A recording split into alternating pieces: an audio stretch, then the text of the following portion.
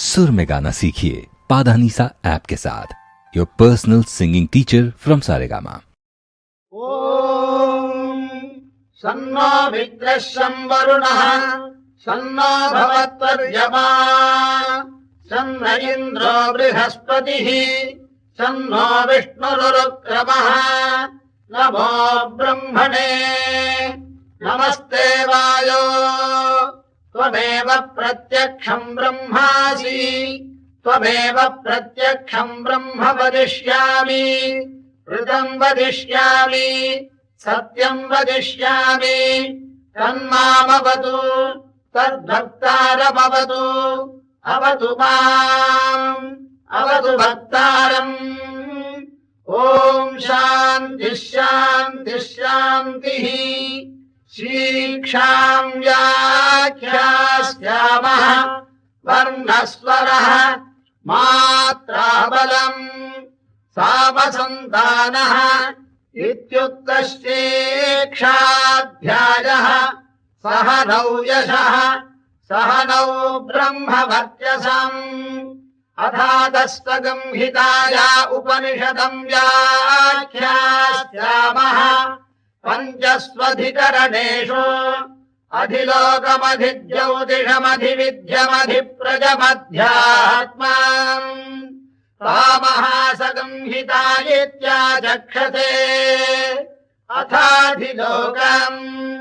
पृथिवीपूर्वरूपम् द्यौरुत्तररूपम् आकाशसन्धिः वायुस्सन्धानम् इत्यधिलोकम्। अथाधिज्योतिषम् अग्निः पूर्वरूपम् आदित्य उत्तररूपम् आपस्सन्धिः वैद्युतसन्धानम् इत्यधिज्योतिषम्। अथाधिविद्यम् आचार्यः पूर्वरूपम् अन्तेवास्त्युत्तररूपम् विद्यासन्धिः प्रवचनगम् सन्धानम् इत्यधिविद्यम्। अथाधिप्रजम् माता पूर्वरूपम्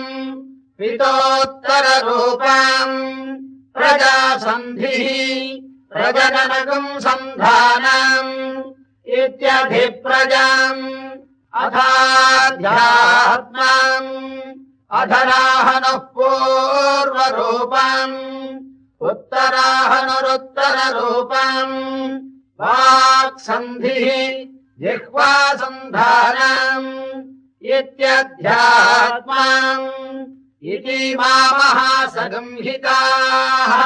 य एवमेता महासंहिता व्याख्याता वेद सन्धीयते प्रजया पशुभिः ब्रह्मवर्चसेनान्नाद्येन सुवर्गेण लोकेन यश्छन्दसा वृषभो विश्वरूपः छन्दोभ्योऽध्यमृतात् सम्बभूव समेन्द्रो मेधया स्पृणोतु अमृतस्य देवधारणो भूयासम्। शरीरम् मे विचर्षणम् जिह्वा मे मधुमत्तमा कर्णाभ्याम् भूरिविश्रुवम् ब्रह्मणः कोशोऽसि मेधया विहितः श्रुतम् मे गोपाय आवहन्ते विदन्भाना कुर्वाणा चीरमात्मनः वासागंसि मम गावश्च अन्नपाने च सर्वदा ततो मे श्रियमावह लोमशाम् पशुभिः सह स्वाहा आमायन्तु ब्रह्मचारिणः स्वाहा विमायन्तु ब्रह्मचारिणः स्वाहा प्रमायन्तु ब्रह्मचारिणः स्वाहा दमायन्तु ब्रह्मचारिणः स्वाहा शमायन्तु ब्रह्मचारिणः स्वाहा यशो जने सानि स्वाहा श्रेयाने तस्य सोसानि स्वाहा तन्त्वा भग प्रविशानि स्वाहा समाभग प्रविश स्वाहा तस्मिन् सहस्रशाखे निभगाहं त्वयि मृजे स्वाहा यथा वप्रवधायन्ति यथा मासा अहर्यरम् एवं मां ब्रह्मचारिणः धातराजन्तु सर्वतः स्वाहा प्रतिवेशोऽसि प्रमाभाहि प्रमापद्यस्व भूर्भुवस्तु वरिदिवागेतास्तिस्रो व्याहृतयः तासामुहस्मैताम् चतुर्थीम् माहाजमस्य प्रवेदयते मह इति तद्ब्रह्म स आत्मा अङ्गान्यन्या देवताः भूरिति वा अयम् लोकः भुव इत्यन्तरिक्षम् सुभरित्यसौ लोकः मह इत्यादित्यः आदित्येन वाव सर्वे लोका महीयन्ते भूरिति वा अग्निः भुव इति वायुः सुभरित्यादित्यः मह इति चन्द्रमाः चन्द्रमसा वाव सर्वाणि ज्योतिगंषि महीयन्ते भूरिति वा ऋचः भुव इति सामानि सुभरिति यजोगुंषि मह इति ब्रह्मा ब्रह्मणा वाव सर्वे वेदा महीयन्ते भूरिति वै प्राणः भुव इत्यपानः सुभरिति व्यानः मह इत्यन्नम् अन्नेन वाव सर्वे प्राणा महीयन्ते तावाजेताश्चतस्रश्चतुर्धा चतस्रश्चतस्रो व्याहृदयः तायो वेद स वेद ब्रह्मा सर्वेऽस्मै देवा बलिमा वहन्ति स यगेषोऽन्तर्हृदय आकाशः तस्मिन्नयम् पुरुषो मनोमयः अमृतो हिरण्मयः अन्तरेण तालुके यगेशस्तन इवा बलम्बते स्वेन्द्रयोनिः यत्रासौ केशान्तो निवर्तते व्यपोह्य शीर्षकपाले भूरित्यग्नौ प्रतितिष्ठति भुव इति वायौ सुभरित्यादित्ये मह इति ब्रह्मणि आप्नोति स्वराज्यम् आप्नोति मनसस्पतिम् वाक्पतिश्चक्षुष्पतिः श्रोत्रपतिर्विज्ञानपतिः एतत्ततो भवति आकाशशरीरम् ब्रह्म सत्यात्मप्राणारामम् मन आनन्दम् शान्तिसमृद्धममृतम् इति प्राचीनयोग्योपास्व पृथिव्यन्तरिक्षम् द्यौर्दिशोभान्तरदिशाः अग्निर्वायुरादित्यश्चन्द्रमा नक्षत्राणि आपवोषधयो वनस्पतय आकाश आत्मा इत्यधिभूतम् अथाध्यात्मम् प्राणो यानोपान उदानः समानः चक्षुश्रोत्रम् मनोवाक्पति चर्मभागम् सद्यस्नावास्थिमज्जा एतदधिविधाय ऋषिरवोचते पान्तम् वा इदगम् सर्वम् पान्ते नैव पान्तद्यस्पृणोतीति ओमिति ब्रह्मा ओमितीदगम् सर्वम् ओमित्येतदनुकृतिः स्म वा अप्यो श्रावयेत्याश्रावयन्ति ओमिति सामानि गायन्ति ओम् सोमिति शस्त्राणि शगुंसन्ति ओमित्यध्वर्युः प्रतिघलम् प्रतिगृह्णाति ओमिति ब्रह्मा प्रसौति ओमित्यग्निहोत्रमनुजानाति ओमिति ब्राह्मणः प्रवक्षन्नाह ब्रह्मोपाप्नवानीति ब्रह्मैवोपाप्नोति ऋतम् च स्वाध्याय प्रवचने च सत्यम् च स्वाध्याय प्रवचने च तपश्च स्वाध्याय प्रवचने च दमश्च स्वाध्याय प्रवचने च श्रमश्च स्वाध्याय प्रवचने च अग्नयश्च स्वाध्याय प्रवचने च अग्निहोत्रम् च स्वाध्याय प्रवचने च अतिथयश्च स्वाध्याय प्रवचने च मानुषम् च स्वाध्याय प्रवचने च प्रजा च स्वाध्याय प्रवचने च प्रजनश्च स्वाध्याय प्रवचने च प्रजातिश्च स्वाध्याय प्रवचने च सत्यमिति सत्यवचाराधीतरः तप इति तपो नित्यः पौरुषेष्टिः स्वाध्याय प्रवचने एवेति नाको बौद्धल्यः तद्धितपस्तद्धितपः अहम् वृक्षस्य रेरिव एत्य पृष्ठम् गिरेरिव ऊर्ध्वपवित्रो भाजिनीव स्वमृतमस्मि द्रविणगम् सवर्चसम् सुमेधा अमृतोक्षितः इति त्रिशङ्गोर्वेदानुवचनम् वेदमनोच्चाचार्योऽन्देवासिनमनुषास्ति सत्यम् वद धर्मम् चल स्वाध्यायान्मा प्रमदः आचार्याय प्रियम् धनमाहृत्य प्रजातन्तुम् माव्यवच्छेत्सीः सत्यान्न प्रमदितव्यम् धर्मान्न प्रमदितव्यम् कुशलान्न प्रमदितव्यम् भोज्यैन प्रमदितव्यम् स्वाध्याय प्रवचनाभ्यान्न प्रमदितव्यम् देवपितृकार्याभ्यान्न प्रमदितव्यम् मातृदेवो भव पितृदेवो भव आचार्यदेवो भव अतिथिदेवो भव यान्यनवद्यानि कर्माणि तानि सेवितव्यानि नोहितराणि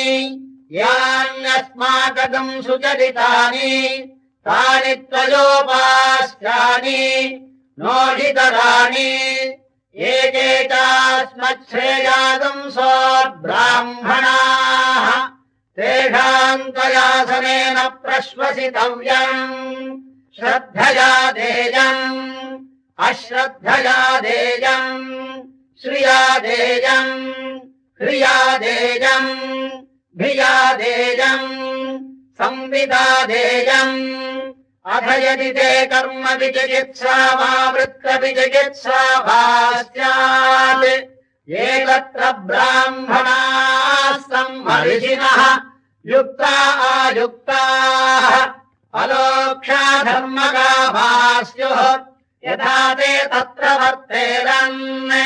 तथा तत्र वर्तेथाः अथाभ्याख्यातेषु एतत्र ब्राह्मणाः सम्मर्षिणः युक्ता आयुक्ताः अलोक्षा धर्मकामाः स्युः यथा ते तेषु वर्तेरन् तथा तेषु वर्तेथाः एष आदेशः एष उपदेशः एषा वेदोपनिषद् एतदनुशासनम् एवमुपासितव्यम् एवमुचैतदुपास्यम् शन्नो भित्रस्यम् वरुणः शन्नो भवत्पर्यमा शन्न इन्द्रो बृहस्पतिः शन्नो विष्णुरुक्रमः नमो ब्रह्मणे नमस्ते वायो त्वमेव प्रत्यक्षम् ब्रह्मासि त्वामेव प्रत्यक्षम् ब्रह्मावादिशम् ऋतमवादिशम् सत्यमवादिशम् तन्मावीत् तद्भक्तारमावीत् आवीन्माम् आवेद्भक्तारम् ॐ शान्तिः शान्तिः शान्तिः सहना भवतु सहनौ भुनक्तु सह वीर्यम् करवावहै तेजस्विनावधीतमस्तु मा विद्विषावहै ॐ शान्तिः शान्तिः शान्तिः ब्रह्मविदाप्नोति परम् तदेषाभ्युक्ता सत्यम् ज्ञानमनन्तम् ब्रह्म यो वेद निहितम् गुहायाम् परमेभ्यो मन् सोऽश्नुते सर्वान् कामान् सः ब्रह्मणा विभश्चितेति तस्माद्वाजेतस्मादात्मा आकाशः सम्भूतः आकाशाद्वायुः वायोरग्निः अग्नेरापः अद्भ्यः पृथिवी पृथिव्या ओषधयः ओषधीभ्योऽन्नम् अन्नात् पुरुषः समायेष पुरुषोऽन्नरसमयः तस्तेदमेव शिरः अयम् दक्षिणः पक्षः अयमुत्तरः पक्षः अयमात्मा इदम् वृक्षम् प्रतिष्ठा तदप्रेष श्लोको भवति अन्नाद्वै प्रजाः प्रजायन्ते याः काश्च पृथिवेगश्रिताः अथो अन्नेनैव जीवन्ति अथैनदपि यन्त्रम् ततः अन्नगुम्भिभूतानाम् ज्येष्ठम् तस्मात् सर्वौषधमुच्यते सर्वम् वैतेन्नमाप्नुवन्ति येन्नम् ब्रह्मोपासते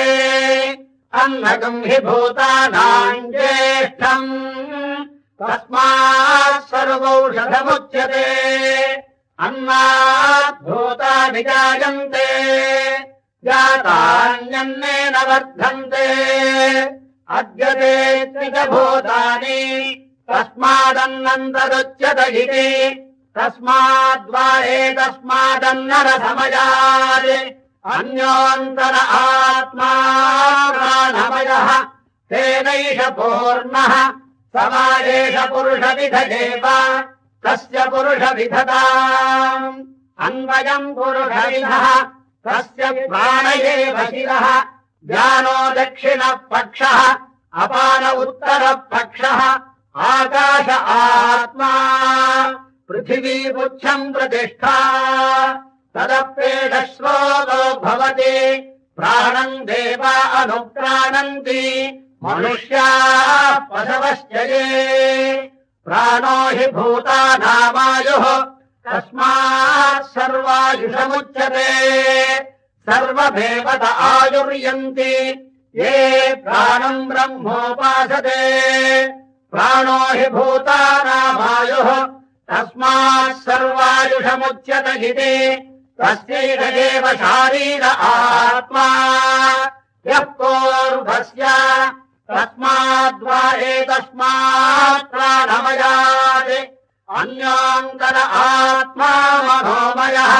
तेनैष पूर्णः समायेष पुरुषविध एव तस्य पुरुषविधताम् अन्वयम् पुरुषविधः तस्य यजुरेव शिरः हृद्दक्षिणः पक्षः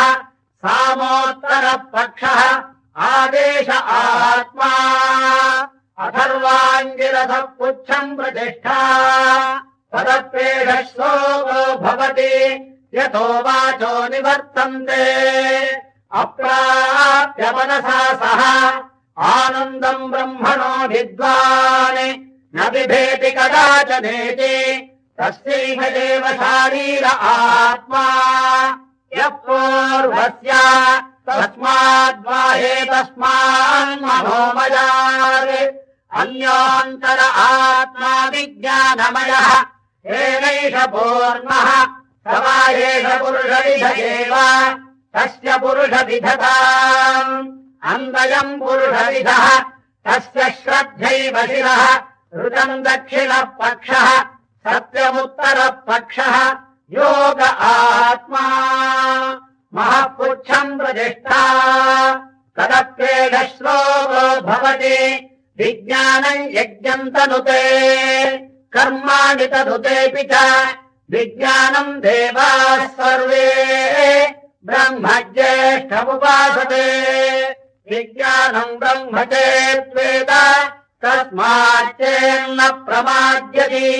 शरीरे पाप्मनो हित्वा सर्वान् कामान् समश्नुत इति तस्यैष एव शारीर आत्मा यः पूर्वस्य तस्माद्विज्ञानमयात् अन्योन्तर आत्मानन्दमयः तेनैष पूर्णः समायेष पुरुषविध एव तस्य पुरुषविधताम् अन्वयम् पुरुषविधः तस्य प्रियमेव शिरः मोदो दक्षिणः पक्षः प्रमोद उत्तरः पक्षः आनन्द आत्मा ब्रह्मबुद्धम् प्रतिष्ठा तदप्येष श्लोको भवति असन्नेव स भवति अस ब्रह्मेति वेद चेत् अस्ति ब्रह्मेति चेद्वेद सन्तमेनन्ततो विदुरिति तस्यैष एव शारीर आत्मा यः पूर्वस्य अथातो नु प्रश्नाः उदा विद्वानमुम् लोकम् प्रेत्य कश्चन गच्छति आहो विद्वानमुम् लोकम् प्रेत्य कश्चित् समश्नुता सोकामयत बहुस्याम् प्रजा जेजेति सतपोदप्यत सर्वस्तप्त्वा इदगम् सर्वमसृजत यदिदम् किञ्च तत्सृष्ट्वा तदेवानुप्राविशत् तदनुप्रविश्य सत्यत्यच्चाभवत् निरुक्तम् च निरुक्तम् च निलयनम् च निलयनम् च विज्ञानम् च विज्ञानम् च सत्यम् चानृतम् च सत्यमभवत् यदिदम् किञ्च तत्सत्यमित्याचक्षते तदप्येष श्लोको भवति असद्वा इदमग्र आसीत् ततो वै सदजायत तदात्मानग्र स्वयमकुरुत तस्मात् तत्सुकृतमुच्यत इति यद्वै तत्सुकृतम् रसो वै सः रसगृह्येवायम् लब्ध्वानन्दी भवति को ह्येवान्यात् प्राण्यात् यदेष आकाश आनन्दो न स्यात् एष ह्येवानन्दजाति यदा ह्येवैष एतस्मिन्न दृश्येनात्मे निरुक्ते निलयने भयम् प्रतिष्ठाम् भिन्दते अथ सो भयम् गतो भवति यदा ह्येवैष एतस्मिन्नुदरमन्तरम् कुरुते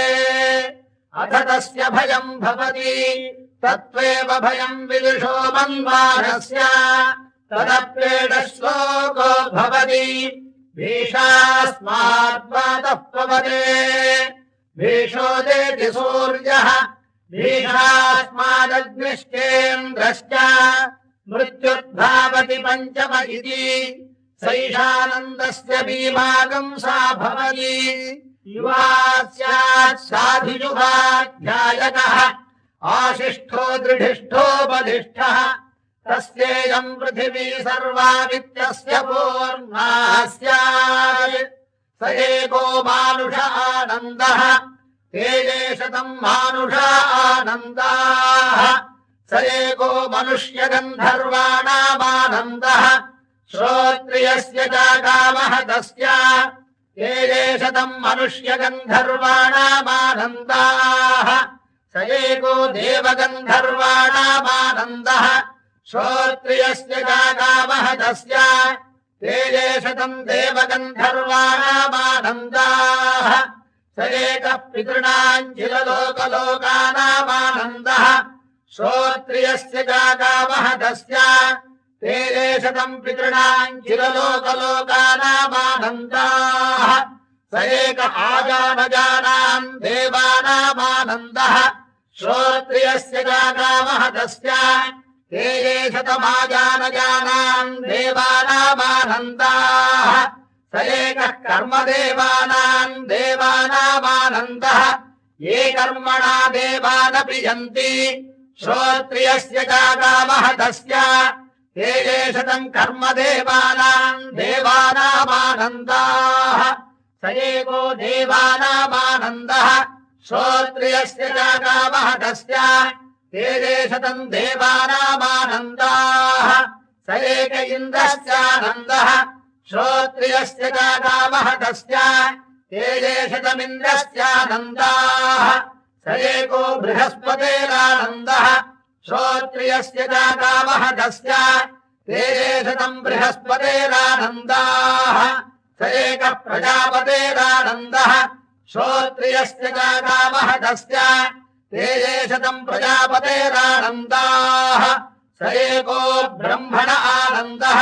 श्रोत्रियस्य च कामः तस्य स यश्चायम् पुरुषे यश्चासावादित्ये स एकः स य एवं विद्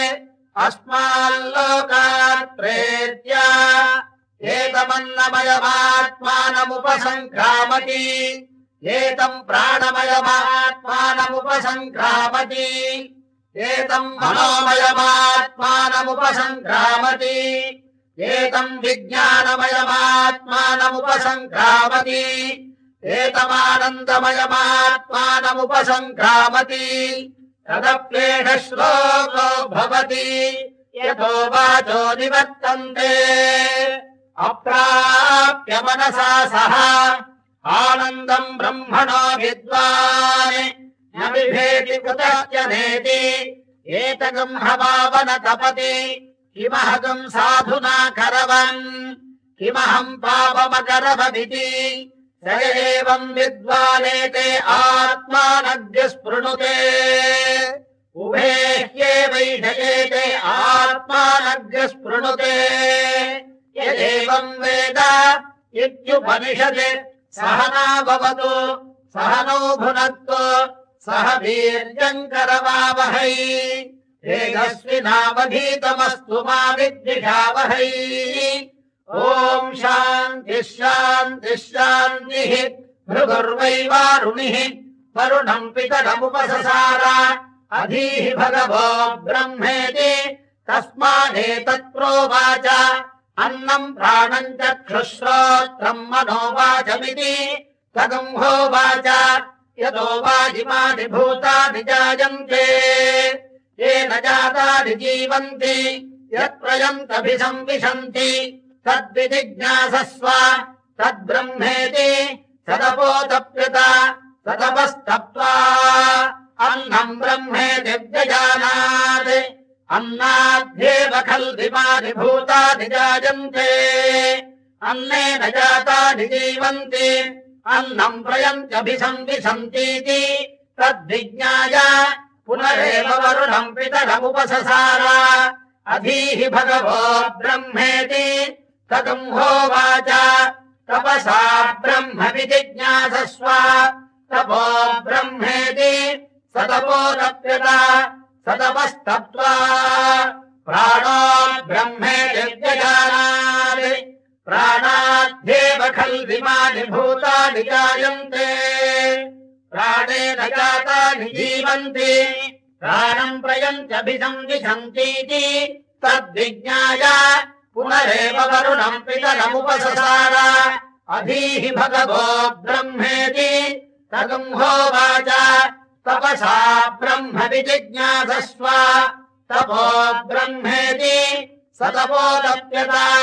सतपस्तप्त्वा मनो ब्रह्मेति व्यजानात् मनसोऽत्येव खल्विमानि भूतानि जायन्ते मनसा जातानि जीवन्ति मनः प्रयन्त्यभिसंविशन्तीति तद्विज्ञाय पुनरेव वरुणम् पितरमुपससार अधीः भगवो ब्रह्मेति तगुंहोवाच तपसा ब्रह्म विजिज्ञासस्व तपो ब्रह्मेति सतपोतप्यत सतपस्तप्त्वा विज्ञानम् ब्रह्मेति व्यजानात् विज्ञानाद्येव खल्विमानि भूतानि जायन्ते विज्ञानेन जातानि जीवन्ति विज्ञानम् प्रयन्तभिसंविशन्तीति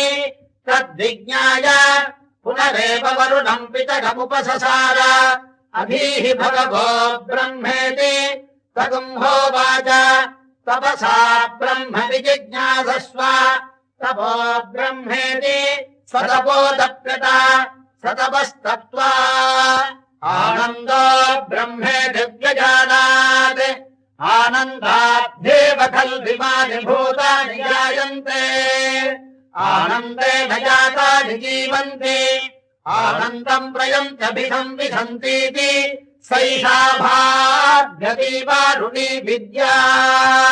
परमेऽव्योमम् प्रतिष्ठिता यदेवम् वेद प्रतिष्ठति अन्नपानन्नादो भवति महान् भवति प्रजया पशुभिः ब्रह्मवर्चसेन महान् कीर्त्या अन्नम् न निन्द्यात् तद्व्रतम् प्राणो वा अन्नम् शरीरमन्नादम् प्राणे शरीरम् प्रतिष्ठितम् शरीरे प्राणः प्रतिष्ठितः तदेतदन्नमन्ने प्रतिष्ठितम् स यगेतदन्नमन्ने प्रतिष्ठितम् वेद प्रतिष्ठति अन्नपानन्नादो भवति महान् भवति प्रजया पशुभिः ब्रह्मवर्चसेन महान् कीर्त्या अन्नम् न परिचक्षीत तद्व्रतम् आपो वा अन्नम् ज्योतिरन्नादम् अप्सु ज्योतिः प्रतिष्ठितम् ज्योतिष्यावः प्रतिष्ठिताः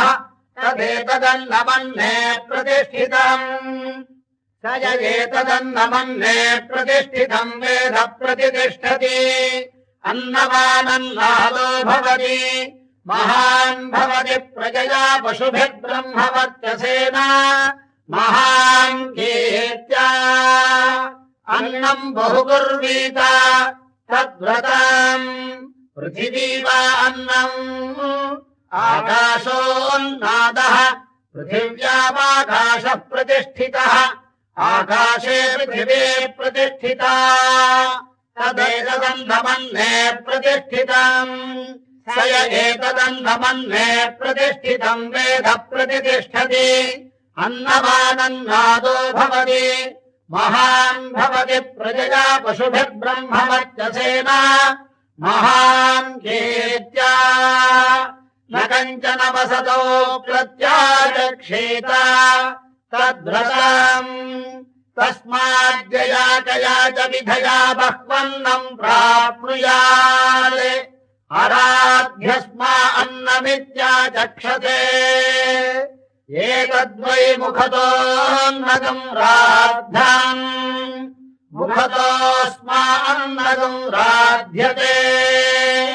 एतद्वै मध्यतोऽन्नगम् राद्धम् मध्यतोऽस्मा अन्नगम् राध्यते एतद्वा अन्ततोऽन्नगम् राद्धम् अन्ततोऽस्मा अन्नगम् राध्यते य एवम् वेद क्षेम इति वाचि योगक्षेम इति प्राणापानयोः कर्मेति हस्तयोः गतिरिति पादयोः विमुक्तिरिति पायौ इति मानुषीः सभाग्याः अथ दैवीः तृप्तिरिति भृष्टौ बलमिति विद्युति यश इति पशुषु ज्योतिरिति नक्षत्रेषु प्रजातिरमृतमानन्द इत्युपस्थे सर्वमित्याकाशे तत्प्रतिष्ठेत्युपासीत प्रतिष्ठावान् भवति तन्मह इत्युपासीत महान् भवति तन्मन इत्युपासीत मानवान् भवति तन्नम इत्युपासीत नम्यन्तेऽस्मै कामाः तद्ब्रह्मेत्युपासीत ब्रह्मवान् भवति तद्ब्रह्मणः परिमर इत्युपासीत पर्येणम् म्रियन्ते द्विषन्तः सपत्नाः पर्ये प्रिया भ्रातृव्याः स यश्चायम् पुरुषे यश्चासावादित्ये स एकः स य एवंवित् अस्माल्लोकात् प्रेत्य एतमन्नमयमात्मानमुपसङ्क्रम्य एतम् प्राणमयमात्मानमुपसङ्क्रम्य एतम् मनोमयमात्मानमुपसङ्क्रम्य एतम् विज्ञानमयमात्मानमुपसङ्क्रम्य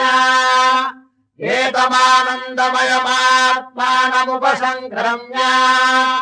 इमान् लोकान् कामान्नि कामरूप्यनुसञ्चरन् एतत् सामगायन्नास्ते हा बुधा बुधा अहमन्नमहमन्नमहमन्नम् अहमन्नादो ओहमन्नादो ओहमन्नादः अहद्विश्वो गगृदहद्विश्वो गगृदहद्विश्वो गगृद् अहमस्मि प्रथमजारिता पूर्वम् देवेभ्यो अमृतस्य ना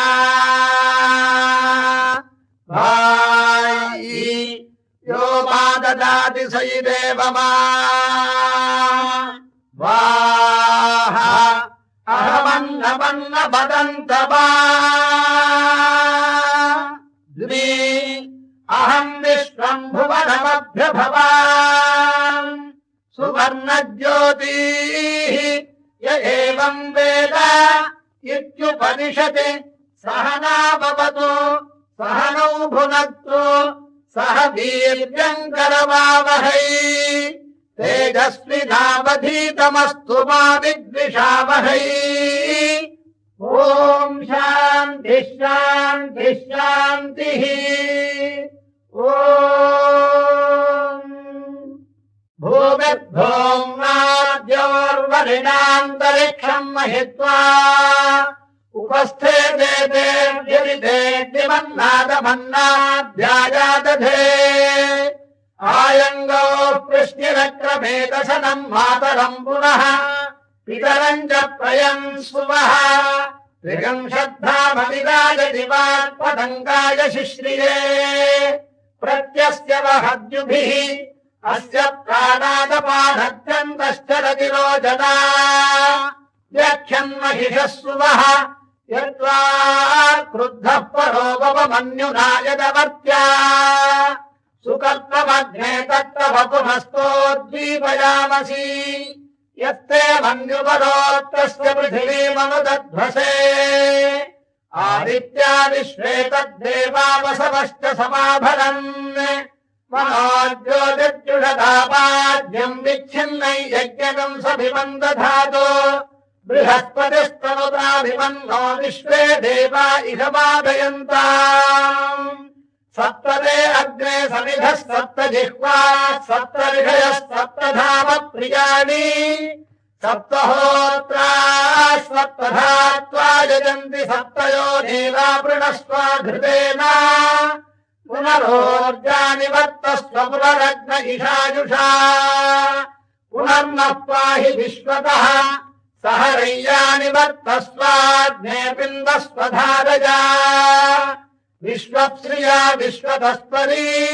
लेखस्य लेखस्सुलेखस्तेन आदित्या आद्यञ्जुषाणाभियन्तु केतस्य केतस्सु केतस्तेन आदित्या आद्यञ्जुषाणाभियन्तु विवस्वागम् अदिजद्देव ज्योतिस्तेन आदित्या आद्यञ्जुषाणाभियन्तु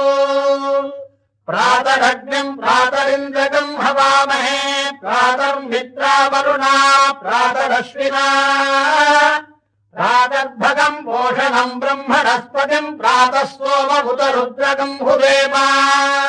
प्रातर्जितम् भगमुग्रकम् हुवेम भयम् पुत्रममितेर्यो निधत्ता आर्द्रश्चिद्यम् मन्यमानस्पुरश्चिद्राजाचिद्यम् भगम् भक्षीत्याह भग प्रणेतद्भग सत्यराधो भगेमान् धियमुदपतदन्नः